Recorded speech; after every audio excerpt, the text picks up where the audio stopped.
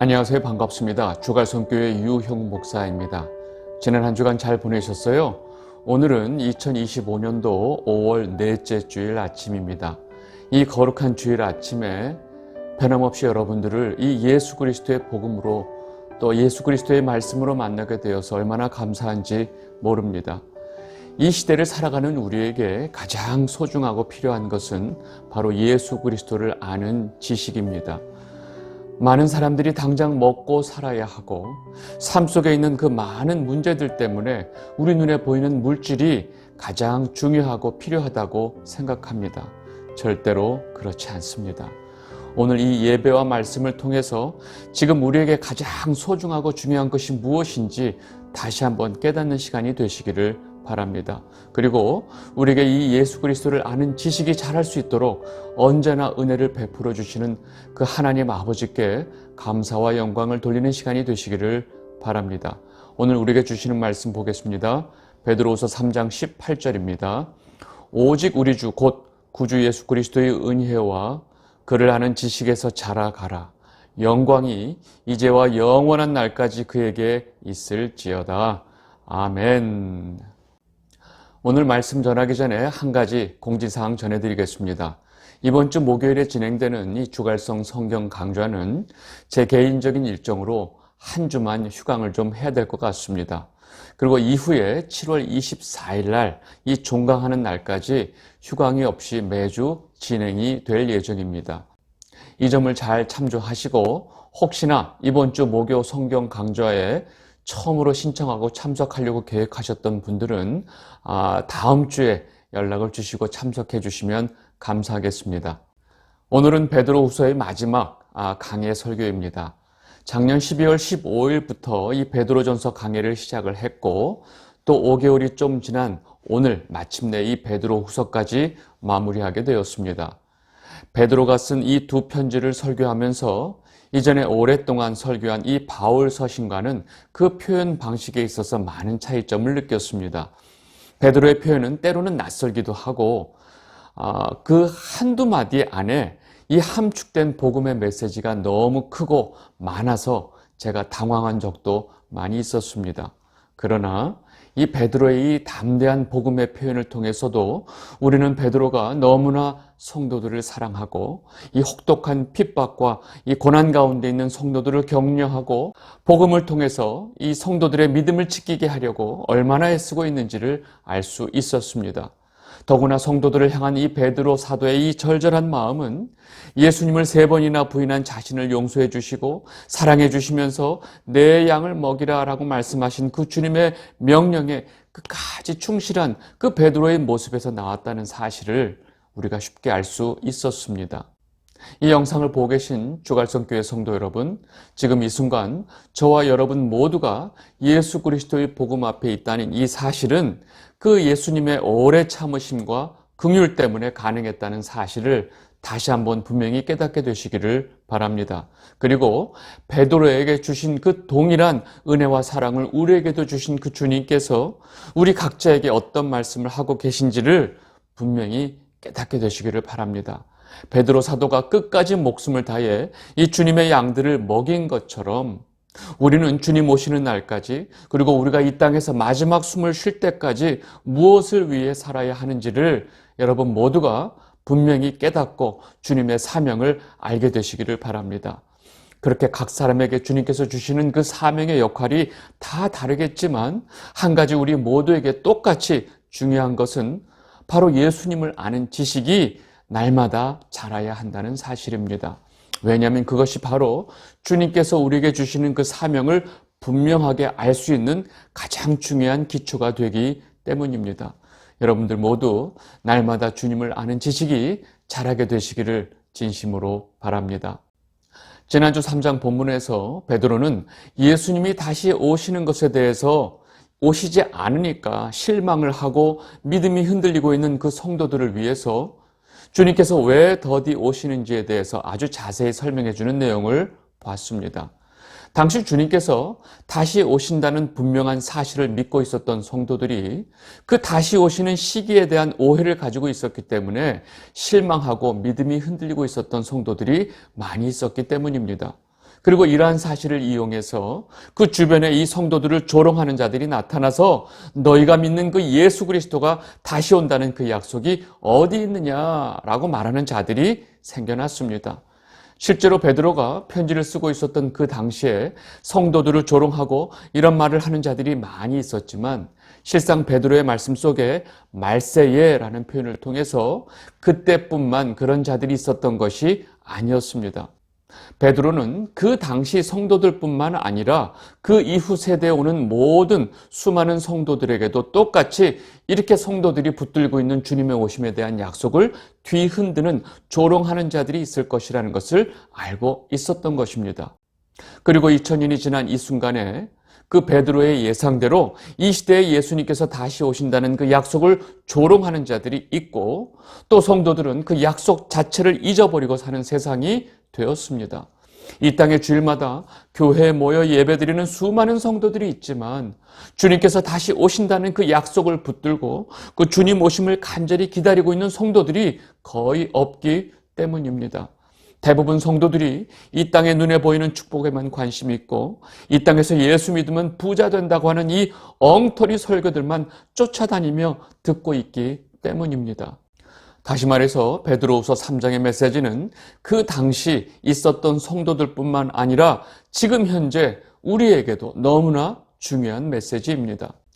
그렇게 주님이 오신다는 그 모든 약속을 다 잊어버리고 모든 성도들이, 대부분의 성도들이 집 사고 돈 벌고 장가가고 시집가고 잔치하고 매일매일 자신을 위해 살아가는 이 시대에 오늘 이 베드로의 말씀이 우리에게 너무나 중요하다는 사실입니다. 우리 지난주에 봤던 3장 8절 말씀부터 다시 보겠습니다. 베드로후서 3장 8절 9절입니다. 사랑하는 자들아, 주께는 하루가 1000년 같고 1000년이 하루 같다는 이 한 가지를 잊지 말라. 주의 약속은 어떤 이들이 더디다고 생각하는 것 같이 더딘 것이 아니라 오직 주께서는 너희를 대하여 오래 참으사 아무도 멸망하지 아니하고 다 회개하기에 이르기를 원하시느니라. 아멘. 지금 베드로는 주님과 우리 사이에 존재하는 그 시간의 차이에 대해서 분명히 말하고 있습니다. 왜냐하면 주님께서는 그 시간 안에 계신 분이 아니기 때문입니다.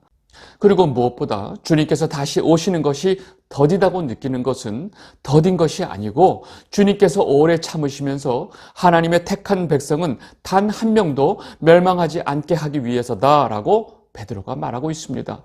이러한 사실은 주님께서 마지막으로 하나님 아버지께 기도하시는 내용에서도 분명하게 알 수 있습니다.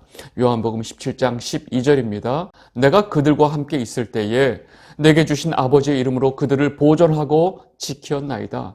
그 중에 하나도 멸망하지 않고 다만 멸망의 자식뿐이오니 이는 성경을 응하게 함이니이다. 아멘. 예수님께서는 분명하게 아버지께서 내게 주신 사람들을 한 명도 멸망하지 않도록 그들을 지키고 보존했다라고 말씀하고 계십니다. 예수님께서 이미 지키고 보존하셨다라고 하는 이 말씀은 지금 이 순간도 지키고 계시고 주님께서 다시 오실 그때까지 이 일을 계속하고 계신다는 의미입니다. 그리고 이미 죽은 성도들이 주님께서 언제 이 땅의 원수를 심판하셔서 성도들이 흘린 피를 갚아 주실 것입니까? 라고 했더니 주님께서 다음과 같이 대답해 주셨습니다. 요한계시록 6장 11절입니다. 각각 그들에게 흰 두루마기를 주시며 이르시되 아직 잠시 동안 쉬되 그들의 동무 종들과 형제들도 자기처럼 죽임을 당하여 구수가 차기까지 하라 하시더라. 아멘. 주님께서 분명하게 그 수가 차기까지 기다리라 라고 말씀하고 계십니다. 이 말씀은 하나님의 택한 백성들 중에 한 사람도 빠짐없이 모두가 하나님 앞에 돌아오고 주님께서 그들 모두를 구원하실 때까지 라고 말씀하고 계신 것입니다.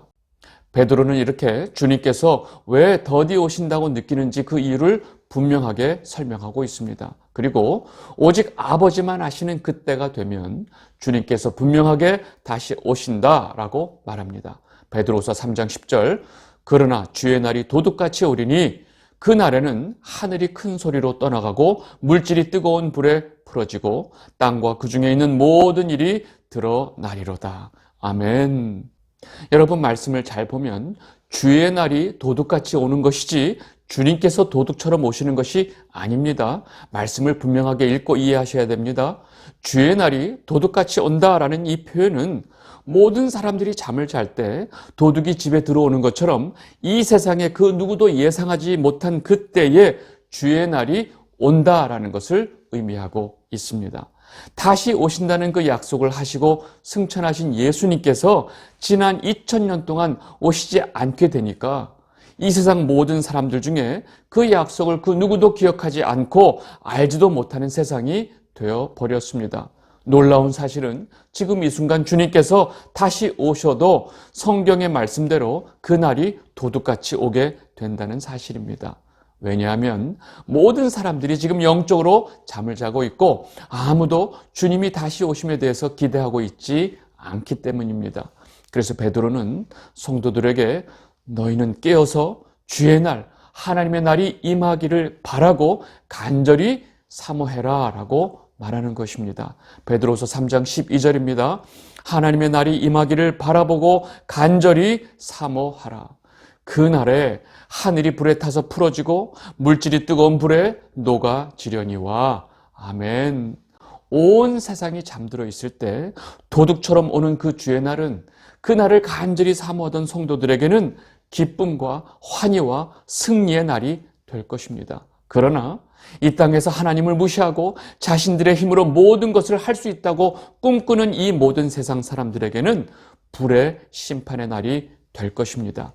그래서 베드로는 그 날을 기다리며 다시 오실 주님 앞에 우리가 섰을 때 점도 없고 흠도 없기를 애쓰라 라고 당부하고 있습니다. 베드로서 3장 14절 그러므로 사랑하는 자들아 너희가 이것을 바라보나니 주 앞에서 점도 없고 흠도 없이 평강 가운데서 나타나기를 힘쓰라. 아멘. 우리는 지금 이 말씀을 두려움을 가지고 봐야 합니다. 성도 가운데 언제 주님이 오실지 모르고 이제까지 안 오셨는데 뭘 그렇게 서두를 필요 있느냐 하면서 주님 맞을 준비보다 이 땅에서 자신이 먼저 해야 할 일이 있다고 생각하는 자들이 너무나 많기 때문입니다. 일단 지금 이 사업을 성공시켜 놓고 제가 주님 맞을 준비하겠습니다. 일단 자식 먼저 챙겨놓고 주님 맞을 준비하겠습니다. 일단 내가 먹고 살아야 하니까 돈을 벌어놓고 주님 맞을 준비하겠습니다. 일단 내 아픈 몸부터 챙겨놓고 나서 주님 맞을 준비하겠습니다. 일단 내 평생 하고 싶었던 것들 좀 다 하고 나서 주님 맞을 준비하겠습니다. 그리고 지금 죽기 전에 가봐야 될 여행지들이 너무나 많은데 그거 좀 다 보고 나서 제가 주님 맞을 준비하겠습니다. 이렇게 자신 앞에 있는 자신들이 하고 싶은 일들을 먼저 앞세우는 자들은 매 순간 주님 맞을 준비를 뒤로 미루고 있다는 것입니다. 이들은 결국 신랑이 오실 때 혼인잔치에 들어가지 못하는 어리석은 다섯 처녀가 된다는 사실을 여러분들은 결코 놓치시면 안 됩니다. 마태복음 25장 10절에서 12절 그들이 사러 간 사이에 신랑이 오므로 준비하였던 자들은 함께 혼인잔치에 들어가고 문은 닫힌지라. 그 후에 남은 처녀들이 와서 이르되 주여 주여 우리에게 열어주소서. 대답하여 이르되 진실로 너에게 이르노니 내가 너희를 알지 못하노라 하였느니라. 아멘. 이 땅의 모든 성도는 이 살아 숨쉬는 모든 순간 동안 우리의 신랑이신 주님께서 다시 오심에 대한 준비를 해야 합니다. 언제나 주님 앞에 거룩한 행실과 경건함을 가지고 점과 흠이 없는 모습으로 주님 맞을 준비를 해야 합니다. 이 세상의 일에 집중하고 물질의 욕심을 가지고 그 마음의 평강을 잃어버리고 사는 모습으로 다시 오시는 주님을 우리는 절대로 맞을 수 없기 때문입니다. 이 영상을 보고 계신 주갈성교회 성도 여러분들은 이 순간 이후로 언제나 주의 날을 사모하고 준비하는 여러분들이 되시기를 진심으로 바랍니다. 말로는 사모하긴 하는데 실제 준비가 안 돼 있는 분들이 많이 계십니다. 여러분, 준비하지 않는 자들은 사모함이 없다는 사실을 분명히 아셔야 합니다. 이어서 베드로는 그 주님의 그 오래 참으심으로 우리가 구원받았다는 사실을 다시 한번 확인시켜 줍니다. 그리고 주님이 오신다는 그 사실에 대해서 바울도 그 받은 은혜대로 편지에서 여러 번 언급을 했지만 그 말을 오해하고 억지로 풀다가 멸망할 수 있다는 사실에 대해서 강하게 경고하고 있습니다. 베드로서 3장 15절에서 16절입니다. 또 우리 주의 오래 참으심이 구원이 될 줄로 여기라. 우리가 사랑하는 형제 바울도 그 받은 지혜대로 너희에게 이같이 썼고 또 그 모든 편지에도 이런 일에 관하여 말하였으되 그 중에 알기 어려운 것이 더러 있으니 무식한 자들과 굳세지 못한 자들이 다른 성경과 같이 그것도 억지로 풀다가 스스로 멸망에 이르느니라. 아멘. 여러분, 바울 서신을 보면 바울도 주님께서 다시 오시는 이 사실에 대해서 곳곳에 모든 편지마다 다 언급을 하고 있습니다. 그런데 그런 바울의 말씀을 완전히 오해하고 딴 길로 가고 또 억지로 풀다가 멸망에 이르는 자들이 너무나 많다고 지금 베드로가 경고하고 있습니다. 베드로가 지금 이 편지를 쓰고 있을 때 이미 바울이 쓴 편지는 이 디모데 전후서, 디도서를 제외한 모든 편지들이 그 소아시아에 있는 교회들 사이에 또 성도들에게 이미 읽히고 있었고 또 그 성도들에게 이 바울의 편지가 성경의 역할을 하고 있었다는 사실을 우리가 알 수 있습니다. 그리고 이 바울의 편지를 베드로 역시 다 읽었고 그 내용을 잘 알고 있었던 것입니다. 사도로 볼 때 베드로는 바울에 비해서 엄청난 선배격입니다. 그러나 오래전에 이 많은 사람들 앞에서 이 바울이 자신에게는 어쩌면 대선배인 이 베드로를 심하게 책망까지 했습니다. 이 상황을 우리 방식대로 좀 표현하자면 완전 하극상이었습니다. 갈라디아서 2장 14절 그러므로 나는 그들이 복음의 진리에 따라 바르게 행하지 아니함을 보고 모든 자 앞에서 게바에게 이르되 내가 유대인으로서 이방인을 따르고 유대인답게 살지 아니하면서 어찌하여 억지로 이방인을 유대인답게 살게 하려느냐 하였노라. 아멘.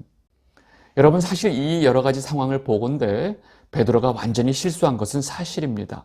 그 이방인들과 같이 식사를 하다가 그 유대인들 할례자들이 오니까 행여나 그들이 자신이 이 이방인들과 밥 먹는 모습을 보고 뭐라고 할지 좀 두려운 마음이 드니까 후다닥 그 자리를 피한 것입니다. 이러한 베드로의 행동에 대해서 바울이 이 사람들 앞에서 가차없이 베드로를 면박을 줬던 것입니다. 그리고 이 사실을 이렇게 편지에까지 써서 이 베드로의 잘못된 실수를 완전히 박제까지 해버렸습니다. 여러분, 솔직히 제가 이 베드로라면 속으로 이놈 바울 내가 두고 보자 아마 했을지도 모릅니다. 그러나 베드로는 자신이 그 복음 앞에 했던 그 실수를 회개를 했고 그 문제를 아주 적나라하게 지적했던 바울에 대해서도 일말의 그 어떤 감정도 갖지 않고 복음 안에서 바울이 옳았다는 것을 인정했던 것입니다. 그러니까 베드로가 이렇게 자신의 편지에 이 바울의 편지에 대해서 언급을 하고 있는 것입니다. 여러분, 지금 이 시대에도 그 모든 이단 종파들이 강조하고 완전히 잘못 가르치고 있는 내용들을 보면 주님께서 다시 오신다는 그 주의 날에 관한 것입니다. 다시 말해서 종말론입니다. 여러분, 그 세대주의 신학이 말하는 종말론에서 극단적 종말론이 나왔고 또 시한부 종말론이 나왔습니다. 여러분, 이렇게 잘못된 종말론이 성도들에게 얼마나 위험한지 모릅니다. 우리는 그 시한부 종말론을 주장한 다미선교회가 그 많은 성도들에게 또 우리 사회에게 이 얼마나 많은 영향을 미쳤는지 이미 경험을 통해서 잘 알고 있습니다. 이렇게 잘못된 종말론을 주장하는 자들이 언제나 자신들의 그 잘못된 종말론을 주장하는 근거로 사용하는 많은 말씀에 이 바울의 서신이 있었습니다. 그 중에 대표적인 말씀이 데살로니가 전서 말씀입니다. 데살로니가 전서 4장 16절에서 17절입니다. 주께서 호령과 천사장의 소리와 하나님의 나팔 소리로 친히 하늘로부터 강림하시리니 그리스도 안에서 죽은 자들이 먼저 일어나고 그 후에 우리 살아남은 자들도 그들과 함께 구름 속에서 끌려 올려 공중에서 주를 영접하게 하시리니 그리하여 우리가 항상 주와 함께 있으리라. 아멘. 여러분, 이 바울의 말씀 중에 이 이단 종파들이 사용하고 있는 말씀들이 여러 개 있지만 제가 예를 들어서 한 가지만 말씀을 드리고 있습니다. 방금 읽은 이 말씀을 근거로 그 세대주의 종말론을 주장하는 자들이 휴거를 주장하고 있습니다. 놀랍게도 바울은 이 말씀을 하는 그 맥락을 보면 지금 바울은 종말론을 말하고 있는 것이 아니고 먼저 주 안에서 죽은 자들 때문에 그 가족들이 슬퍼하고 있으니까 그 성도들에게 너희들은 먼저 죽은 자들 때문에 슬퍼하지 말라라고 그들을 위로하기 위해서 한 말씀이라는 사실입니다. 그런데 이 바울이 한 말씀을 완전히 위로하고 완전히 다른 용도로 사용하고 있다는 것입니다. 지금 우리가 읽은 이 데살로니가 전서의 말씀을 휴거의 근거로 사용하고 있다는 것이 얼마나 이 말씀을 엉터리로 왜곡하고 있는지에 대해서 제가 전에 자세히 말씀을 드렸습니다. 혹시라도 그 내용에 대해서 궁금하신 분들은 제가 오늘 이 영상 밑에 링크를 달아놨으니까 그 링크를 가서 보시면 됩니다. 이렇게 주님 다시 오심에 대한 이 바울이 편지에 대해서 언급한 내용을 당시에 억지로 풀다가 멸망에 이르는 자들이 많았고 지금도 많이 있다는 것입니다. 여러분, 성경을 억지로 푼다는 것은 자신의 목적을 가지고 그 목적에 맞춰서 성경을 억지로 해석하는 것을 말합니다. 여러분, 이런 자들은 결국 멸망의 길로 간다는 사실을 지금 베드로가 명확히 밝히고 있습니다. 베드로는 이렇게 성도들이 이 무법한 자들의 미혹에 이끌리지 말고 굳센 믿음을 지키라 라고 당부하고 있습니다.